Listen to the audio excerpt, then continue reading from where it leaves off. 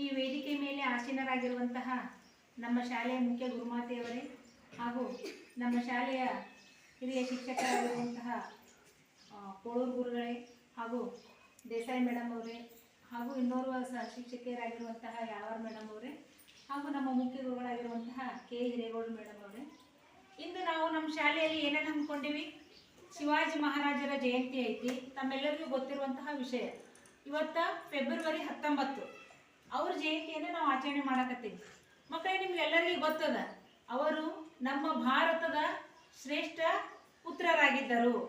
ಆಮೇಲೆ ಒಬ್ಬ ದಕ್ಷ ಆಡಳಿತಗಾರರಾಗಿದ್ದರು ಶಿವಾಜಿ ಮಹಾರಾಜರು. ಶಿವಾಜಿ ಮಹಾರಾಜರ ಜಯಂತಿಯನ್ನ ಮಹಾರಾಷ್ಟ್ರದಲ್ಲಿ ಶಿವ ಜಯಂತಿ ಅಂತ ಆಚರಣೆ ಮಾಡ್ತಾರೆ. ಬಹಳ ಅತ್ಯಂತ ವಿಜೃಂಭಣೆಯಿಂದ ಅಲ್ಲಿ ಆಚರಣೆಯನ್ನ ಮಾಡ್ತಾರೆ. ಈ ಶಿವಾಜಿ ಮಹಾರಾಜರ ಬಗ್ಗೆ ನಾವು ತಿಳ್ಕೊಬೇಕಾಯ್ತಂದ್ರ ನಿಮ್ಮ ಪಠ್ಯ ಪುಸ್ತಕದಲ್ಲಿ ಬಂದೈತಿ, ಹೌದಿಲ್ಲ? ಎಲ್ಲರೂ ಓದಿರಿ ನೀವು ಶಿವಾಜಿಯವ್ರ ಬಗ್ಗೆ. ಅವರು ಒಬ್ಬ ವೀರ ಯೋಧರು, ನಾಯಕರು, ದಕ್ಷ ಆಡಳಿತಗಾರ ಅಂತ ನಾನು ಮೊದಲೇ ಹೇಳಿದೆ. ಶಿವಾಜಿ ಮಹಾರಾಜರು 1630ರಲ್ಲಿ ಫೆಬ್ರವರಿ 19ರಂದು ಶಿವನೇರಿ ಕೋಟೆಯಲ್ಲಿ ಜನ್ಮವನ್ನು ತಾಳ್ತಾರೆ. ಇದಂತೂ ನಿಮ್ಮೆಲ್ಲರಿಗೂ ಗೊತ್ತೈತಿ. ಅವರ ತಾಯಿ ಹೆಸರಂತೂ ಇದು ಗೊತ್ತಿದೆ, ತಾಯಿ ಜೀಜಾಬಾಯಿ. ಅವರು ತಾಯಿಯಿಂದ ಬಹಳ ಪ್ರಭಾವಿತರಾದರು. ಅವರಿಗೆ ಏನಾಗಿದ್ರು, ಅವರ ತಾಯಿನೇ ಮೊದಲ ಗುರುವಾಗಿದ್ದರು, ಹೌದಿಲ್ಲ?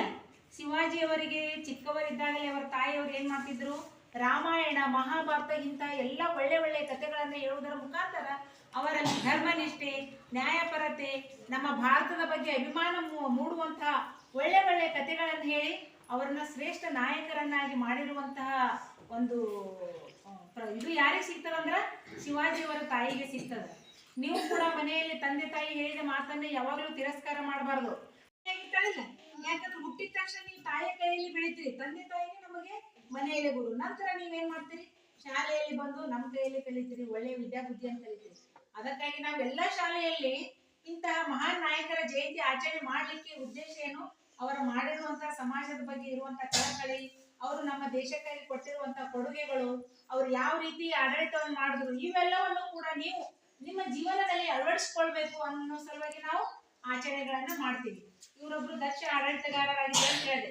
ತಮ್ಮ 16ನೇ ವಯಸ್ಸಿನಲ್ಲಿಯೇ ಶಿವಾಜಿ ಮಹಾರಾಜರು ಏನ್ ಮಾಡಿದ್ರು, 16ನೇ ವಯಸ್ಸಿನಲ್ಲಿ ಅವರು ಪಟ್ಟಕ್ಕೆ ಏರ್ತಾರೆ. ಅವಾಗೆ ಒಂದು ಕೋಟೆ ದಾಳಿ ಮಾಡಿದಾಗ ಆ ಕೋಟೆಯನ್ನ ಗೆದ್ದು ಪಡೆದಂತಹ ಒಂದು ಕೀರ್ತಿ ಈ ಶಿವಾಜಿ ಮಹಾರಾಜರಿಗೆ ಸಲ್ತದ. ನಂತರ ಏನ್ ಮಾಡಿದ್ರು, ಇವರು ಮೊಘಲ ಸಾಮ್ರಾಜ್ಯ ಇವ್ರ ಮೇಲೆ ದಂಡೆತ್ತಿ ಬಂದಾಗ ಮೊಘಲ ಸಾಮ್ರಾಜ್ಯವನ್ನು ಕೂಡ ಅವರು ಸೋಲಿಸ್ತಾರ. ಸೋಲಿಸಿ ಏನ್ ಮಾಡ್ತಾರ, ಅವರು ತಮ್ಮ ಆಡಳಿತದಲ್ಲಿ, ತಮ್ಮ ರಾಜ್ಯದಲ್ಲಿ ಆಡಳಿತ ಮಾಡುವಾಗ ಹೆಣ್ಣು ಮಕ್ಕಳಿಗೆ ಬಹಳ ಗೌರವವನ್ನು ಕೊಡ್ತಿದ್ರು.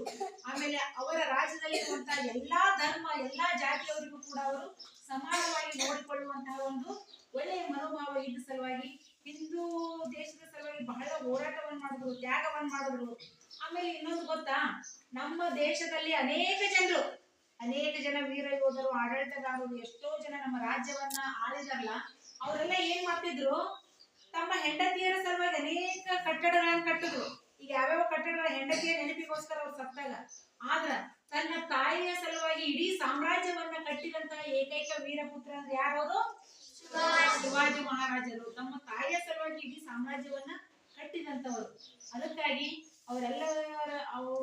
ಅವರನ್ನ ನಾವು, ಶಿವಾಜಿ ಮಹಾರಾಜರನ್ನ ನಾವು ನೆನಪಿಸೋಣ. ಅವರ ಹಾಕಿಕೊಟ್ಟಂತ ಮಾರ್ಗದಲ್ಲಿ ನಾವು ನಡೆಯೋಣ. ನಮ್ಮ ದೇಶಕ್ಕಾಗಿ ನಾವು ಕೂಡ ಏನನ್ನಾದರೂ ಮಾಡಬೇಕು ಅನ್ನುವಂತಹ ಒಂದು ಭಾವನೆ ನಿಮ್ಮಲ್ಲಿ ಇಟ್ಕೊಳ್ಳಂತ ಹೇಳ್ತಾ